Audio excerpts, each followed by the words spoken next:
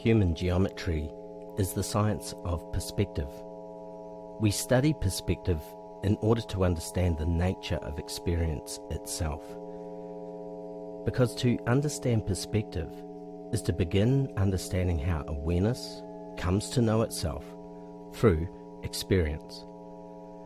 I often say that we are awareness meeting itself through awareness ignoring itself. Imagine this, an open space, not outer space, but simply an infinite medium that extends in every direction. There are no edges, no objects, no distinctions. There is simply openness, totality. Nothing is differentiated from anything else because there is no anything else. There is only the medium itself. Now imagine that within this infinite medium, something appears. Whatever appears would have to possess the opposite nature to the infinite. If the medium is infinite, then what appears must be finite. If the medium is undifferentiated, then what appears must be differentiated. It would still be of the medium, but it would now stand out from it. It would become the complement of the whole. The only reason it could even be recognized is because it becomes the polarity of the medium itself. It becomes the mirror. For our minds, we might imagine this as a reflective sphere suspended within infinite space, like a chrome sphere or perhaps even a black sphere. The medium itself is infinite light. It has no edges because there is nothing to reflect. The sphere, however, reflects. Or perhaps it's better to imagine it as darkness appearing within light. Darkness isn't a thing in itself. It simply appears because something is hiding the light. That becomes interesting because awareness itself isn't a thing. Awareness is simply aware. Not even aware of anything, just aware. Awareness is not really an action.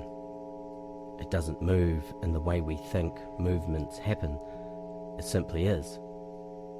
But awareness cannot be aware of awareness unless something appears for awareness to be aware of. The binary becomes necessary.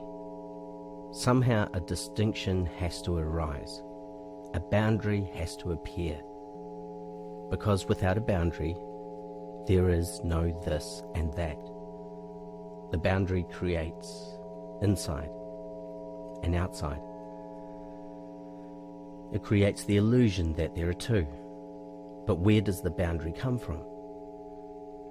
Well, if we imagine a flat page and draw a line across it, we've introduced distinction, this and that.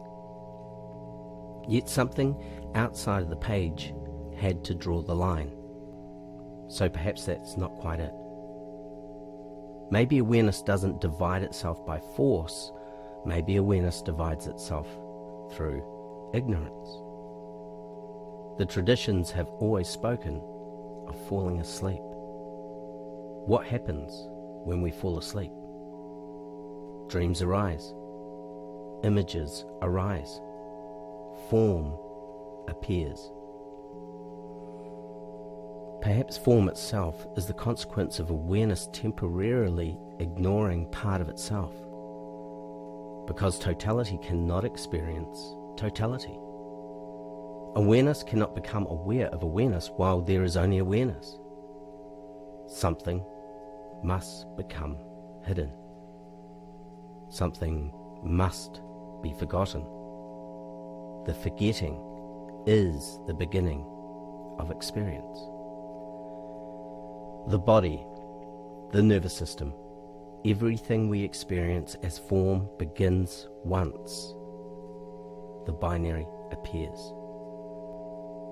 Maybe the Big Bang is simply one way of describing that first distinction.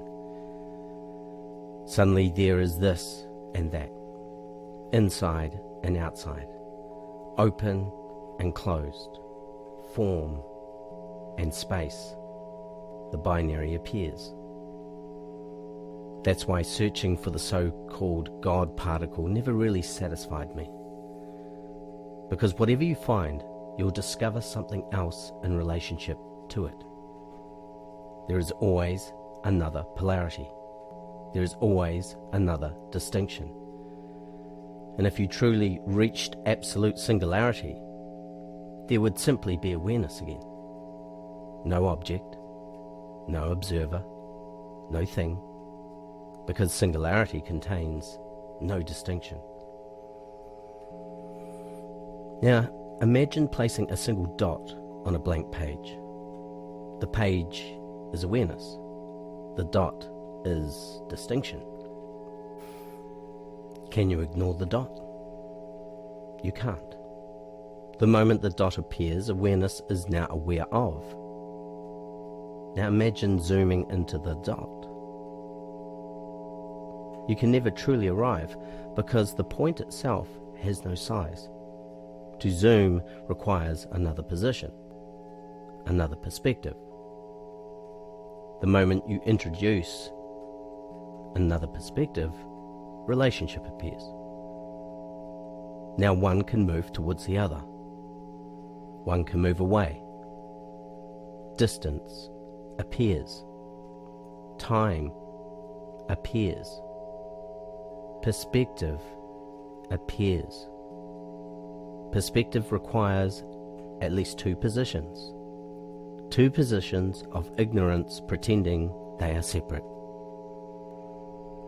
Now imagine those two perspectives moving closer together. From each perspective, the other appears larger and larger until eventually they merge to become one. Now introduce a third perspective. Now something extraordinary happens. Perspective begins observing perspective. This is where what we call mind begins to emerge. Not consciousness itself, but the relationship between perspectives. The more perspectives appear, the richer the experience becomes. Time branches. Relationships multiply. Form emerges. Perspective generates reality. Now imagine something different. Imagine a membrane suspended inside a brightly illuminated room.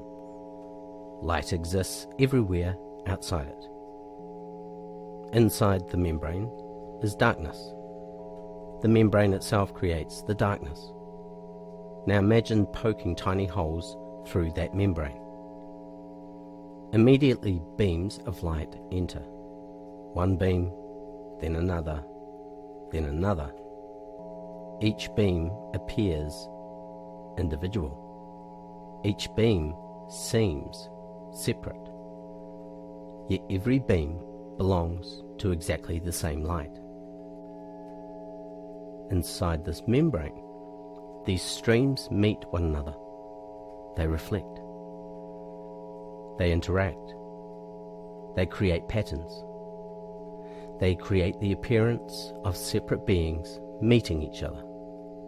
But from outside the membrane, there never were separate streams. There was only light. The sphere creates the illusion. The membrane is ignorance itself.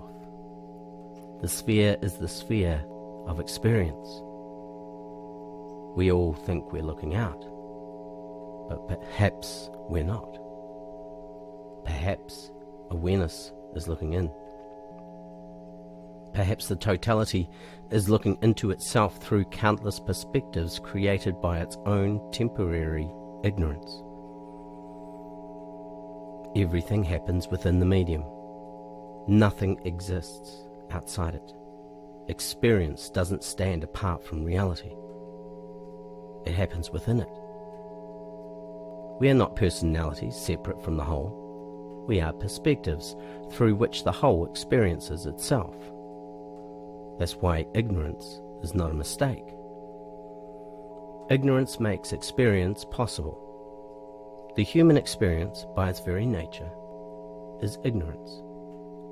Not stupidity, not failure, simply the temporary forgetting of our totality.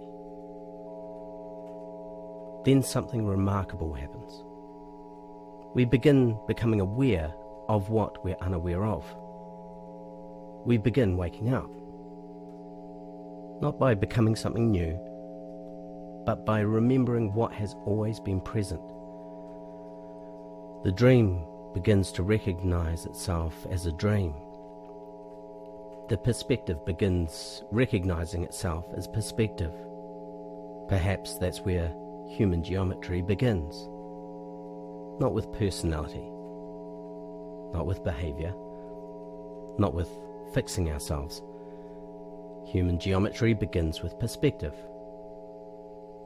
Because before there is psychology, before there is identity, before there is personality, there is perspective. Perspective is the first geometry. Perspective is what allows awareness to experience itself. Without perspective, there is only awareness. Without ignorance, there is no perspective. Without perspective, there is no experience. Every human being is one unique perspective through which awareness is exploring itself, not separate from the whole, but never repeated within it. That's why I say human geometry is the science of perspective.